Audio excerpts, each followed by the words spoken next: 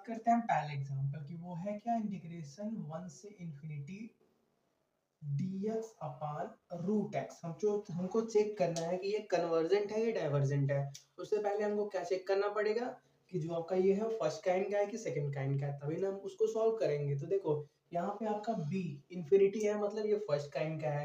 तो first kind में एक और क्या प्रॉपर्टी होती है कि उसका इंटीग्रेंड क्या होता है, बाउंडेड होता है। तो देखो रूट एक्स की जगह पहले क्या रखते हैं, इंफिनिटी। तो 1 अपान रूट इंफिनिटी का वैल्यू इंफिनिटी, तो क्या बना 1 अपान इंफिनिटी 0। ठीक है, अब क्या करते हैं, रूट एक्स की जगह 1 रखते हैं। तो 1 अपान रूट वन का वैल्यू 1, तो 1 अपान 1 आया, 1 अपान 1 का वैल्यू 1। तो देखो यहाँ पे 0 भी फाइनाइट है, 1 भी फाइनाइट है, मतलब सही बात है। अब ये फर्स्ट काइंड का इंटीग्रैंड बाउंडेड होता है, वो अच्छी से तरह से क्या वो कर रहा है, फॉलो कर रहा है। तो देखो second kind sorry first kind के अंदर जब आपका b क्या हो, इनफाइनाइट हो, a b f x d x. ठीक है, तो हम क्या करते हैं, limit x approach to infinity integration a से x f x d x रख के सॉल्व करते हैं। यहाँ पे कंडीशन क्या होता है कि इसको सॉल्व करने के बाद कोई फाइनाइट रियल नंबर आए तभी आपका जो इंटीग्रल है वो क्या कहलाएगा, एग्जिस्ट करेगा, मतलब ये इसके बराबर कहा जा सकता है। ठीक है, अगर ये क्या फाइनाइट आएगा तो आपका इंटीग्रल क्या करेगा, एग्जिस्ट करेगा, मतलब कन्वर्जेंट कहलाएगा।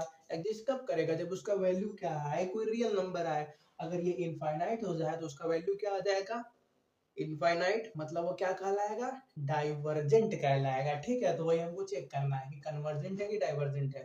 तो देखो इसको क्या लिख सकते हैं, इंटीग्रल 1 से इंफिनिटी है ना, तो पहले लिमिट रखेंगे, limit x approach to infinity integration 1 से x dx upon root x.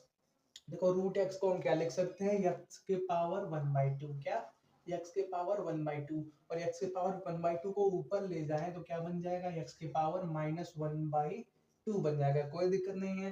अब देखो ये x के पावर n dx के फॉर्म में है, इसका इंटीग्रेशन करना है, तो वो कितना आता है, x के पावर n+1 अपान n+1। तो देखो n क्या है, -1/2 +1 अपान -1/2 +1, 2 -1 मतलब 1/2, नीचे भी क्या 1/2।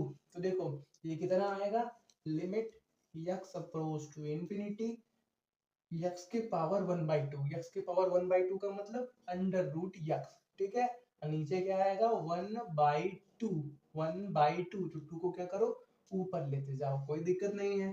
फिर क्या हमारे पास है, अब लिमिट का वैल्यू रखना है, लेकिन उससे पहले क्या है, कहां से कहां तक डिफाइंड है, 1 से x तक। ठीक है, तो पहले क्या करते हैं, x की जगह x, फिर x की जगह 1। तो देखो limit x approach to infinity, और यहाँ पे क्या 2√x -2√1, √1 का वैल्यू 1, तो यहाँ पे क्या बचेगा, सिर्फ 2 बचेगा। अब क्या करो, इंफिनिटी का वैल्यू रखो, तो 2√इंफिनिटी -2।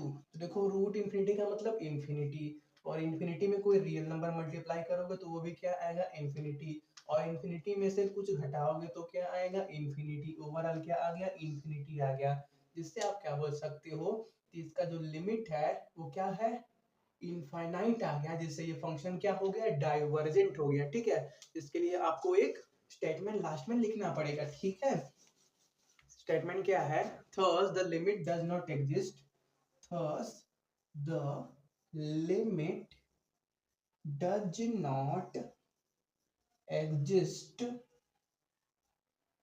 not exist finitely and therefore finitely, limit क्या है, कोई फाइनाइट वैल्यू एग्जिस्ट नहीं किया, therefore the given integral